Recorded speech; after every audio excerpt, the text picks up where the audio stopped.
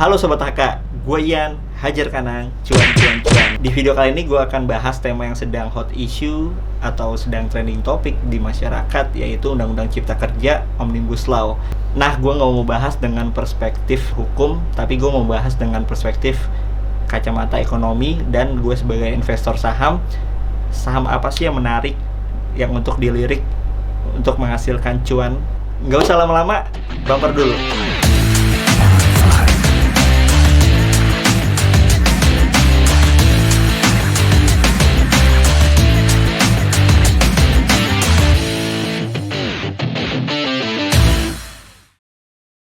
Jadi, yang melatar belakangi Undang-Undang Cipta Kerja baru ini, tiap tahun ada 2,9 juta penduduk usia kerja baru.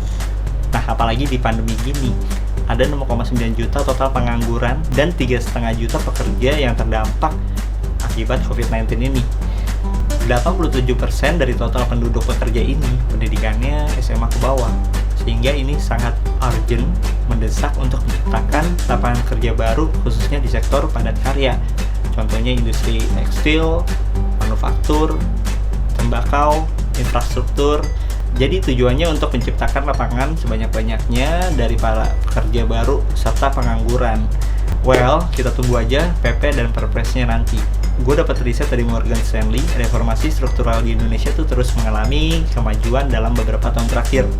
Dengan pencapaian utamanya, yang pertama itu kebijakan moneter yang lebih kuat, yang menghasilkan inflasi yang stabil, dan tren penurunan struktural dalam suku bunga. Yang kedua itu kebijakan fiskal kita yang lebih disiplin dan akomodatif. Dan yang ketiga, percepatan belanja infrastruktur, dengan tujuan utama meningkatkan investasi langsung asing atau FDI, Foreign Direct Investment. Nah, ini opini pribadi gue, jadi persaingan global semakin ketat, kita pun dipaksa untuk bertransformasi dan menerima dengan tangan terbuka asing untuk investasi menyelamatkan ekonomi negara. Jadi kalau kita lihat di GDP kita itu di kuartal 2 aja kita udah minus 5,32%. Artinya kuartal 3 nanti Sri Mulyani pun bilang akan minus, tapi menurut gue pun gradual recovery, jadi kita minusnya nggak separah kuartal 2 kemarin. Nah, kita udah tahu kan nih kondisi negara kita mengalami resesi nantinya, dan itu berat untuk negara berkembang seperti kita ini. Jadi butuh yang namanya aliran dana asing masuk untuk membuka atau memulihkan ekonomi supaya bisa recovery lagi, sehingga ekonomi Indonesia itu cepat pulih dan bisa bertumbuh lagi.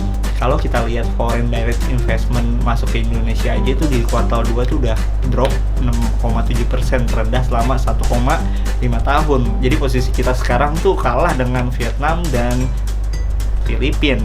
Pemerintahan mereka jago mainkan kartu as untuk menggait investor asing masuk. Asik.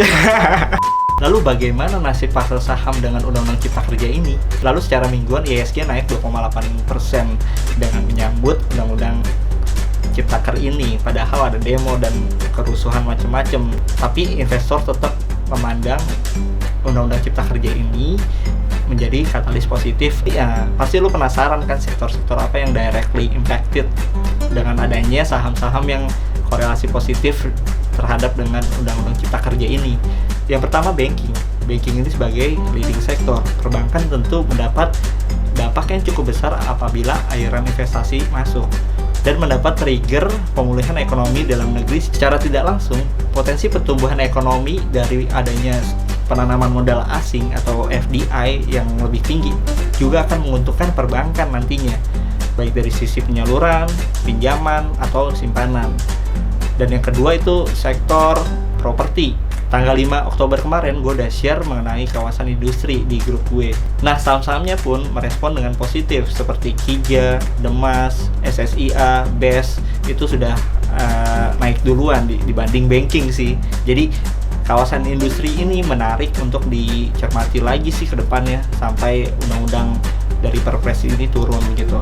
Nah, untuk saham properti lainnya boleh dilirik karena apartemen sudah bisa dimiliki asing, yaitu ada saham SMRA, Pewon, BSDE, atau yang lain-lainnya itu boleh dicermati juga sih.